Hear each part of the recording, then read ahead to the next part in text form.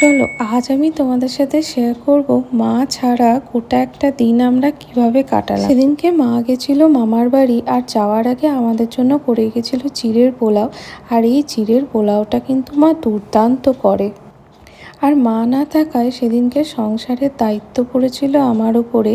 যদিও মা সব কিছুই করে গেছিল, কিন্তু আমি শুধু করেছিলাম পোস্তটা। এই একটি রান্না যেটা আমি খুব ভালো পারি। অন্যান্য রান্নাতে নুন ঝাল একটু বেশি হয়ে যায় ঠিকই, কিন্তু এটিতে কিন্তু হয় না। আর এটা ছিল সেদিনকে আমাদের লাঞ্চের খুব সাধারণ একটা মেনু। তারপর খাওয়া দাওয়া সেরে চলে গেছিলাম ছাদে জামা কাপড় তুলতে। আর জামা কাপড় তুলতে গিয়ে প্রায় হাফ বয়েল হয়ে নিচে ফিরে এলাম। তারপরে বিকেলবেলায় বিট্টু বাড়ি ফেরার পর ও আর আমি চলে গেছিলাম একটু ছাদে।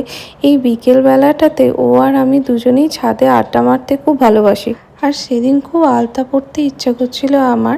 আমি আলতা পরতে খুবই ভালোবাসি, কিন্তু যেহেতু ভালোভাবে পরতে পারি না, তাই এখানে আমাকে কাকিমা আলতাটা পরিয়ে দিচ্ছিল।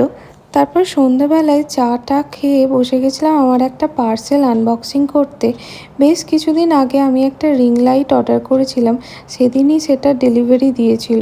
তাই আমরা দুজন মিলে বসে গেছিলাম সেটা আনবক্সিং করতে। আর এইসব কাজে বিট্টু যেহেতু এক্সপার্ট, সেই জন্য ওই করছিল। আর সেদিনকে রাত্রে ডিনারে বানিয়েছিলাম চাউমিন। ব্লগটা এখানেই আজকে এন্ড করলাম। কেমন লাগলো আমাকে অবশ্যই কমেন্টে জানিও।